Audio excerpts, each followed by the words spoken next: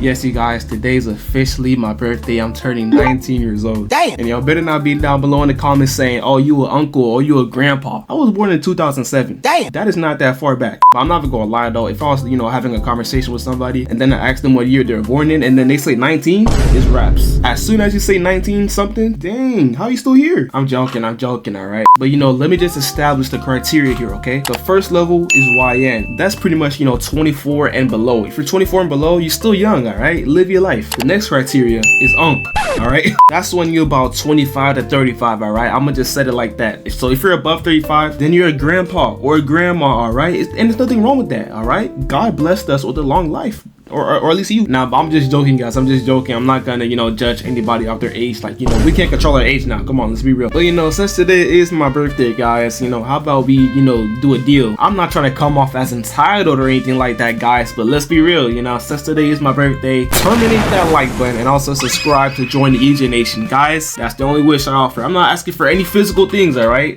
I'm not forcing you guys, obviously. I truly do hope that you guys, like and subscribe out of the heart and not from me, forcing you guys to. But come on, guys. YouTube makes the subscribe feature for free. Y'all know on Kick and Twitch, they be making you actually pay to subscribe. YouTube, they don't do that. If you subscribe, it's for free. Subscribe right now. All right, but now that we got that out the way, I'm not gonna make this ordinary casual birthday video. How about we react to a video as well? Today, we are going to be reacting to the 5 worst projects in U.S. history. Now, I would feel some type of way if Florida didn't make this list because I am from Florida. We do not care. Jordan Downs was built in 1944. Jordan Downs. It has 700 units and 103 buildings in total, ranging from 1-bedroom to 5-bedroom apartments. Dang. It's completely surrounded by various other hoods and high crime areas. Man. It was originally semi-permanent housing for white war workers, but it converted to a public housing in 1950. It was 100% black by the 1960s. 100% black. No other races. Mostly immigrants from the South. Oh. It grew a bad reputation quick in the 60s. Many residents were unemployed and relying on welfare. Hold on. What's up with the narrator? Like, why is there so many pauses in between each sentence that he does? Like, am I the only one that's keeping that? Hold on, bro. Play the video. Where are we? Nah. Go back. Mostly immigrants from the South. It grew a bad reputation quick in the 60s. Many residents were unemployed and relying on welfare.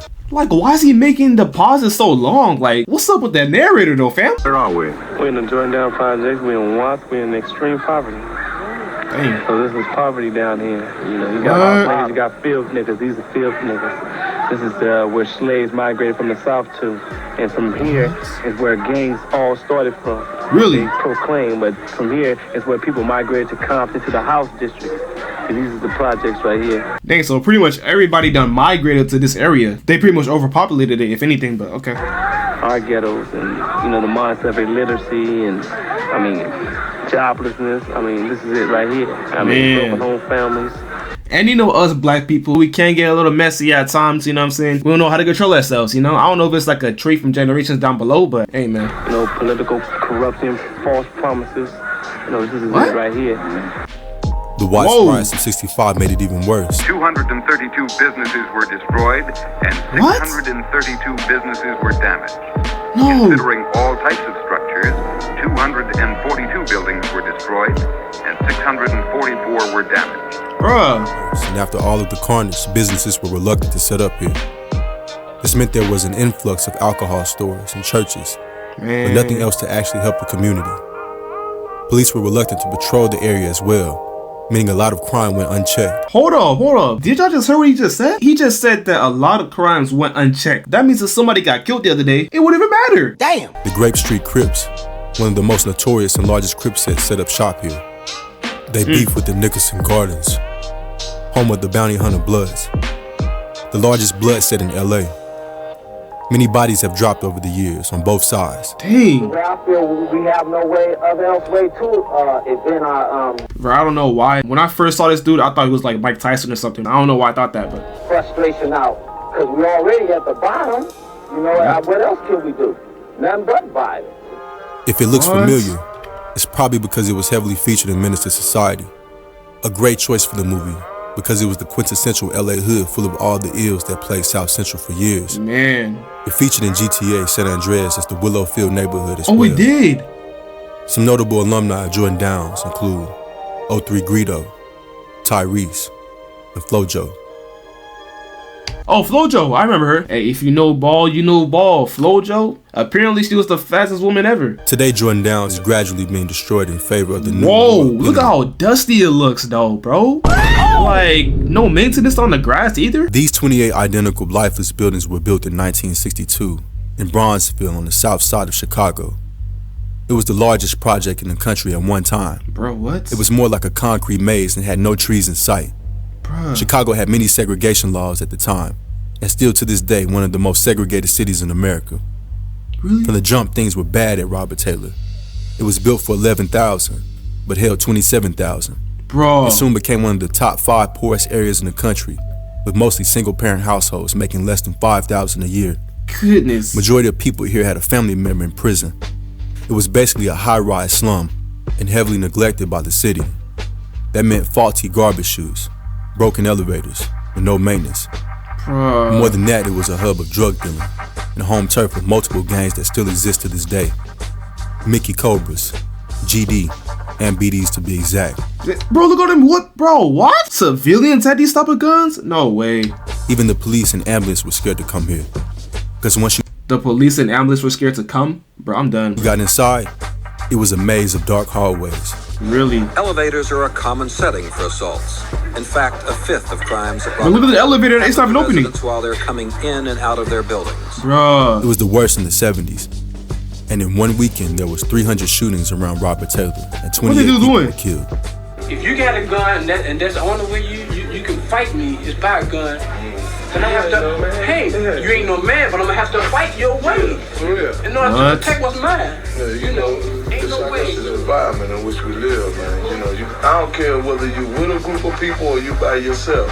You always have to keep your guards up, man, because you don't know when temptation is lurking around Facts. the corner for Facts, bro. for your number to come up, you know. That's See what I do? I don't bother nobody. I don't want nobody to bother me. But they do know that I can't play their game. And not to disrespect nobody's culture, but you just know that room. Oh! You just know that room smells like funk. I just know it does. But sure that, bro. That's the thing that worries me, man. You can't be fair out here, man. You have to play by their rules. If you don't, then you lost out.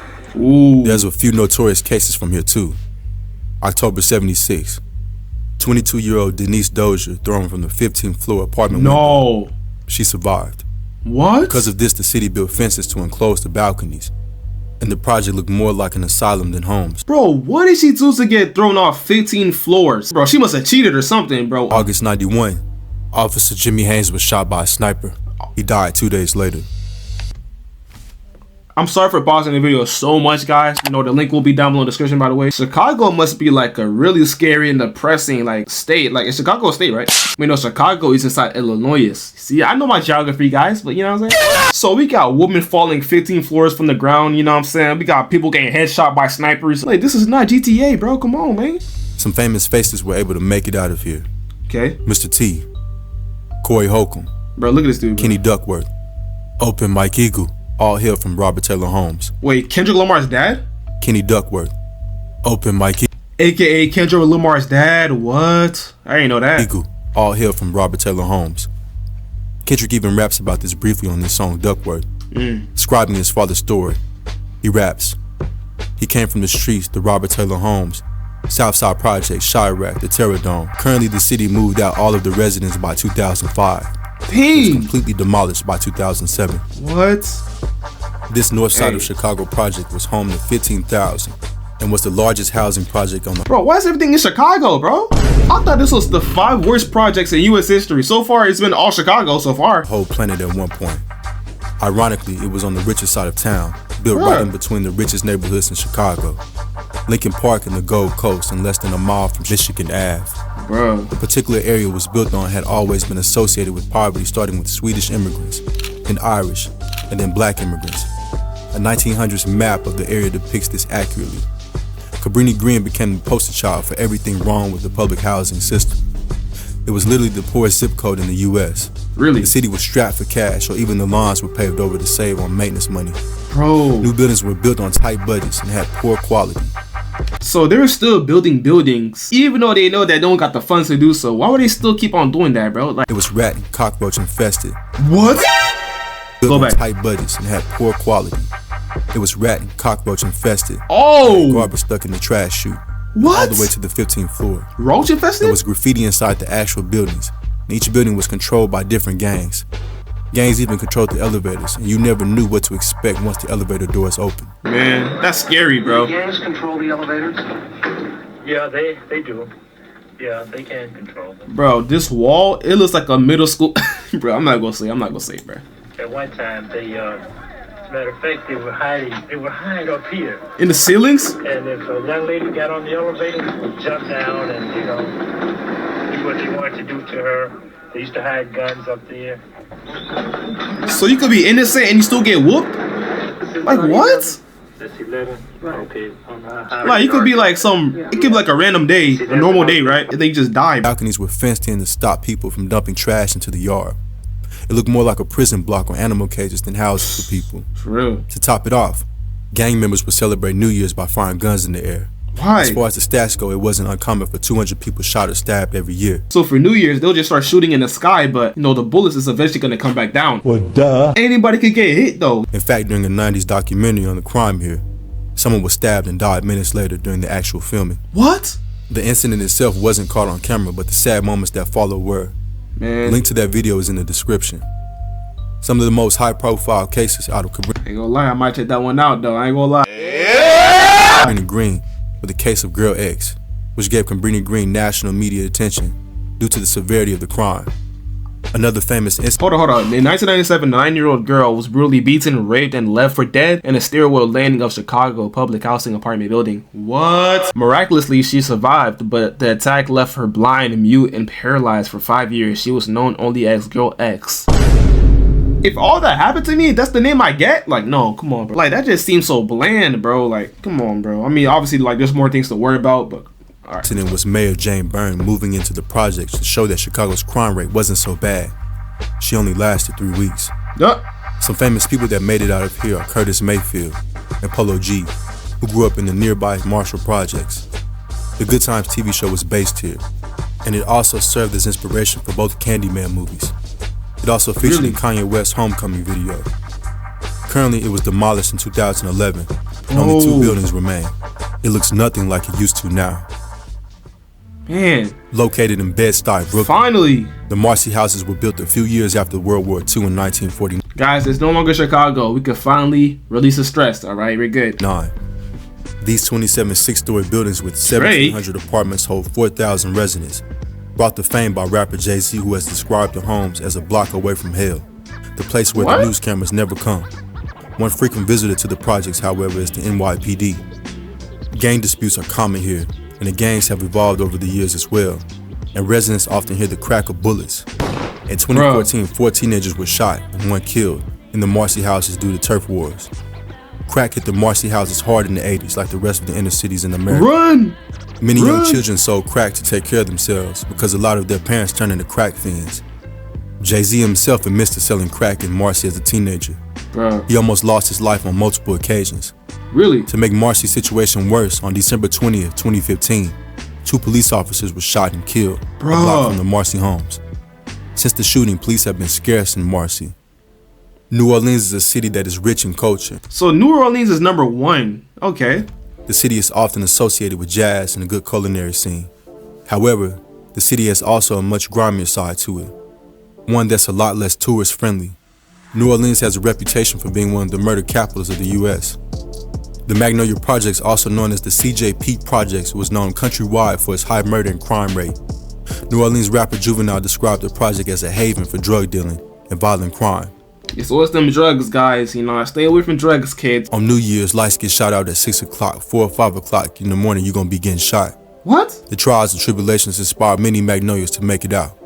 Several of the rap game's big names were born and raised in the Magnolia Projects and share their struggles through their music. Artists like Birdman, Juvenile, and Turk all hail from Magnolia. A young female rapper nicknamed Magnolia Shorty was one of the many victims of the violence that plagued Magnolia. The rapper was shot to death in 2010 in her car not far from Magnolia. 2 men pulled into the apartment parking lot right after she got home and unloaded into her car. She was hit 26 times. Oh, they was making sure she wasn't gonna make it out. Her murder still remains unsolved. After Hurricane Katrina hit in 2005, nearly 600 people were evacuated from Magnolia, and it became a ghost town. In 2008, they were completely demolished. But hold on though, like those houses, it looked good though, for sure though. I ain't gonna lie. Harmony Oaks. That was it anyways. Alright, so first of all guys, let's clap it up. Clap it up. Florida did not make the list. All I want to know, that's all you need to see. Now, but all just aside though, if you live in any type of, you know, tough and tense situation, guys, the first thing that you need to do is pray to God about it. Now, obviously, it might not happen immediately, but you know, it just takes time, you know, it takes time. And number two, look at what you can do for yourself and for your family to do. So like, you know, try them side hustles, maybe try getting a job, you know what I'm saying? Just do stuff like that to better your situation and better yourself. That's just what I would say. So yeah, guys, that's pretty much the video. Today was my birthday. I hope this drops on the 16th, because you know, January 16th, 2007. Terminate that like button, subscribe to join the EJ Nation, and I'll see you guys in the next video.